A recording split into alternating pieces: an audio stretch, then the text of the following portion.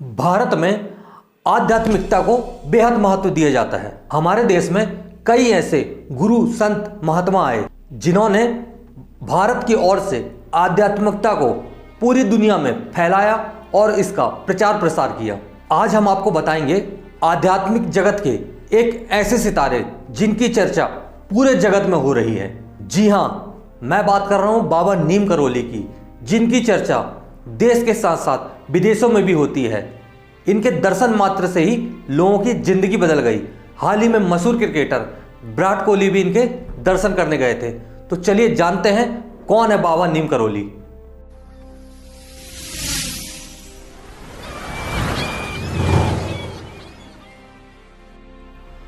भारत के उत्तराखंड में हिमालय की तलहटी पर बसा एक छोटा सा आश्रम, नाम है बाबा नीम करोली आश्रम। एकदम शांत, साफ सुथरा, हरियाली, सुकून, समुद्र तल से लगभग 1400 मीटर की ऊंचाई पर स्थित नैनीताल अल्मोड़ा मार्ग पर यह आश्रम धर्मावलंबियों के बीच कैची धाम के नाम से लोकप्रिय है। यह आश्रम बनाया गया है बाबा नीम करोली महाराज जी के समर्पण में। हिंदू आध्यात्मिक गुरु के रूप में पूजे जाने वाले बाबा नीम करोली हनुमान जी के बहुत बड़े भक्त थे। उनको मानने वाले उन्हें स्वयं हनुमान जी का ही अवतार मानते हैं। तो आइए हम जानते हैं कैची धाम के बारे में कुछ विशेष बातें। नीम करोली या नीम करोली बाबा की गिनती 20वीं सदी के महान संतों में की जाती थी। उनका जन्म उत्तर प्रदेश में फिरोजाबाद जिले के अकबरपुर गांव में हुआ था।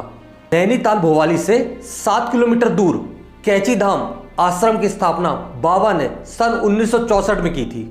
1961 में वे यहाँ पहली बार पहुंचे थे और अपने मित्र पूर्णानंद के साथ उन्होंने यहाँ पे आश्रम बनाने का विचार किया।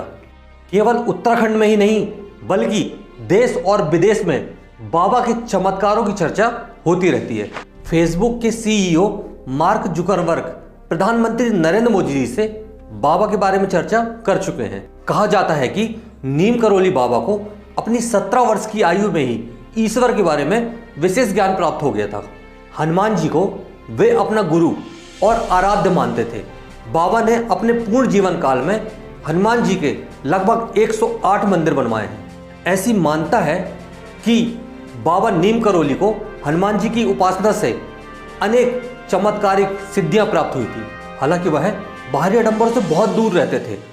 अपना आम आदमी की तरह जीवन यापन करने वाले नीम करोली बाबा अपना पैर तक किसी को नहीं छूने देते थे और वह हनुमान जी का पैर छूने को कहते थे। उन्हें इस युग में दिव्य पुरुष में से एक माना जाता है। उत्तराखंड स्थित कैची धाम में जून में जब वार्षिक महोत्सव होता है तब वहां उनके भक्तों की खूब भीड़ लगती है।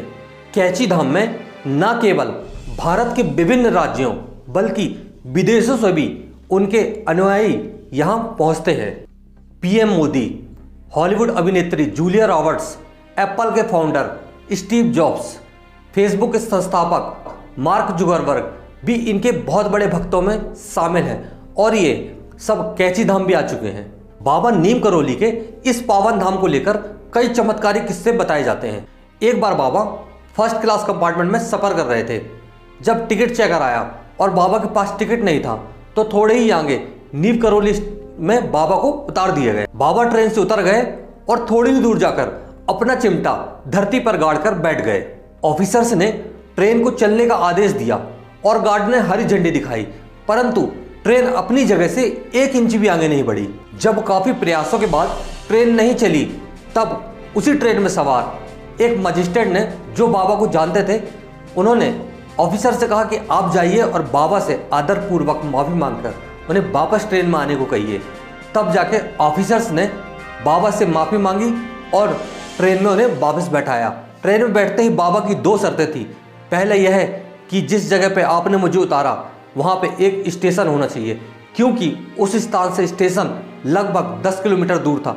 और उनकी दूसरी शर्त यह थी कि ट्रेन में सवार कोई भी साधु संत से आप लोग सम्मान से बात करेंगे। नीम करोली बाबा हमेशा एक कंबल ओढ़ा हुआ करते थे। रिचर्ड एल्पर्ट यानी रामदास, जो बाबा जी का दिया हुआ नाम है, उन्होंने बाबा जी के चमत्कारों पर एक किताब लिखी, मिरेकल ऑफ लव, जिसमें बाबा जी के बुलेट प्रूफ कंबल का जिक्र किया।